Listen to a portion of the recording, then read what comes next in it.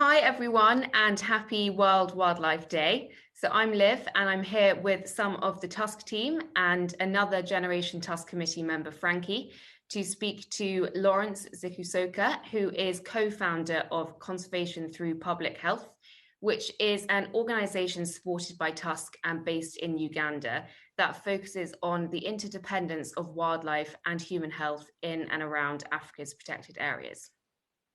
So the theme of this year's World Wildlife Day is Forests and Livelihoods, Sustaining People and Planet. And as we will hear, this is central to the work of Conservation Through Public Health in their aim to both support and empower local people living next to important gorilla habitats, and also to conserve and protect this amazing species and the habitat that they live in. So today also marks the end of our coffee and conservation campaign. And so we're also going to learn a little bit about Gorilla Conservation Coffee, which is a social enterprise run by Conservation Through Public Health that supports smallholder farmers around Bwindi National Park in Uganda. So thank you so much for joining us today, Lawrence. So as we know, hi. It's taken the global COVID-19 pandemic to raise awareness of the need to prevent zoonotic disease.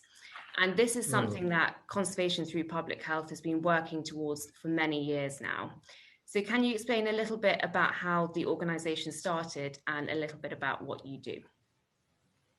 Yes, thank you very much, team, for inviting us to speak today. It's a great honor. And so really, when we look at conservation through public health, it's a long story. It started as a journey for our founder and CEO, Dr. Gladys Kalema Zikusoka. She, at the time, was Uganda's first wildlife veterinarian and set up the vet unit in Uganda. And about 1996, there was a first scabies disease outbreak in mountain gorillas. And this was traced back to people living around the gorilla habitat at Bwindi, Impenetrable National Park, which is a UNESCO World Heritage Site. And we suspect that the gorillas came into contact with people's clothing, and this is how the scabies came about. Fast forward then, there was actually, well, when this scabies outbreak occurred in 1996, it actually resulted in the death of an infant. And so fast forward to 2001, 2002, there was another scabies outbreak, but fortunately, thank goodness, no gorillas died, and they were treated quite rapidly. And so Dr. Gladys and team from the Uganda Wildlife Authority were always concerned about zoonosis, which is diseases that can spread from people to animals and animals to people. And that's what led us to create Conservation Through Public Health, which was started in 2003, registered both in Uganda and in the United States. And we've fast grown to become an organization that's recognized for our efforts in One Health. And I'll go into a little bit more about that. And that's kind of how it all started. So we're looking at disease transfer from people to animals and animals to people, which of course is quite pertinent when we look at what's going on today with the current pandemic situation globally. And I'll talk a little bit more about that. So yeah, so as you said, we know that gorillas are particularly vulnerable to human-animal disease transmission, which includes COVID-19. But we also know that gorilla conservation relies heavily on tourism. So how do you think the pandemic has affected your organization? And how do you think it will affect gorilla conservation and tourism in the future? Exactly. More to the point, it's actually affected communities on the ground. As you know, during the lockdown phase, people were not able to travel into Uganda.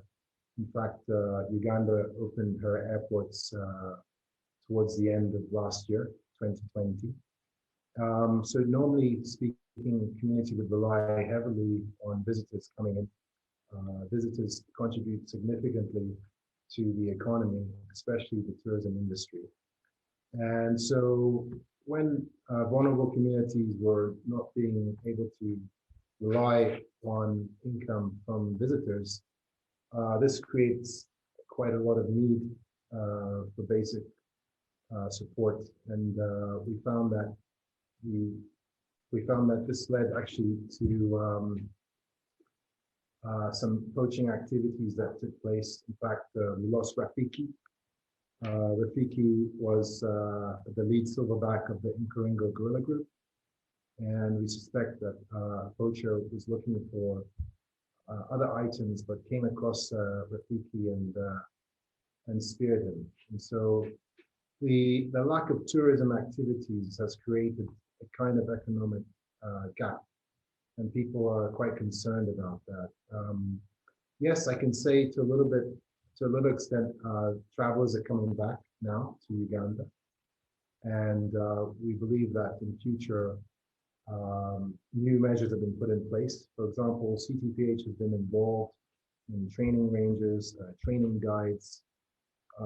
We have our whole guerrilla guardians plus the village health and conservation teams that go out in the field. And even now the guerrilla trekking rules and regulations have been improved, whereby previously one could visit the gorillas at 7 meters. Now it's increased to 10 meters. One must wear the proper masks, the N95s, and sanitizers are in effect. It's going to be a slow road, and while there's not possibilities or while there are limited opportunities, we were looking at addressing some of these economic gaps and environmental gaps, because life must go on.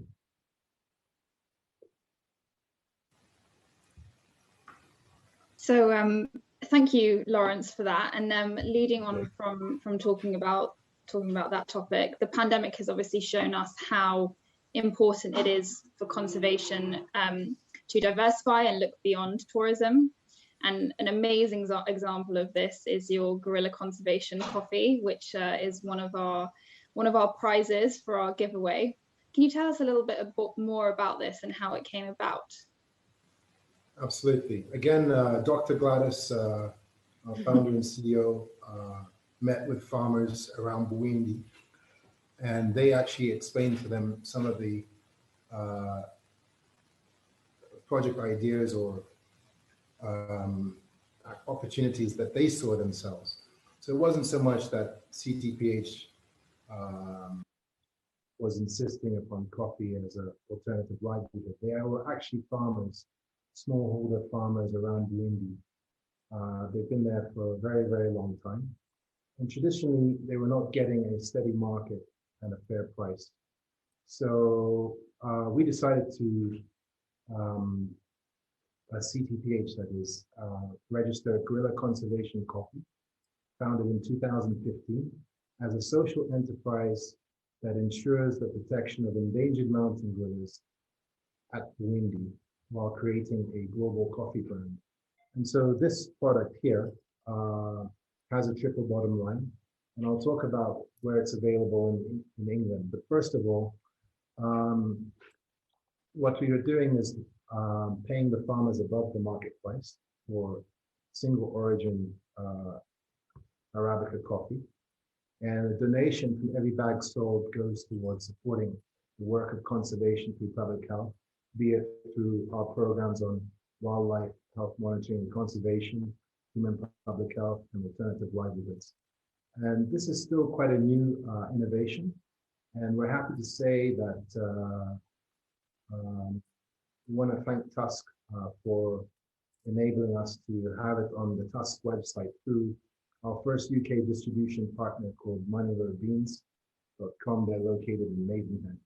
So people in the United Kingdom will be able to support conservation through public health. The farmers around Bwindi who are working on saving gorillas one sip at a time, which is our tagline. The coffee is also available in other countries, including Australia and New Zealand, more recently in Kenya at Carrefour, through a partnership with Safari Lounge, And on our website, gccoffee.org, you can find a whole bunch of outfits globally, as well as in Uganda. I also want to thank Tusk tremendously, as Dr. Gladys, again, was a finalist in the Tusk Conservation Award for Africa in 2019 when we had a chance to meet Mary Jane. And that was a great opportunity and an honor. Thank you, Mary Jane, for that. Great, thank you so much. And we'll be sure to provide some links on this post so that everyone can go and check out the coffee if they want to indeed try some for themselves.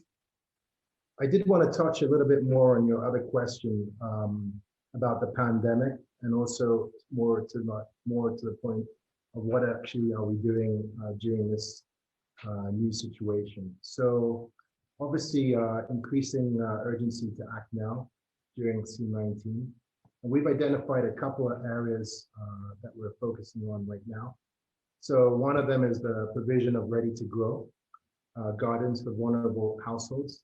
These are households around Bwindi who, again, for a cost of growing a garden at $12, they're able to do quite a lot in terms of providing nutritional value and food to people. The other thing that we're working on currently is the training of the guerrilla guardians.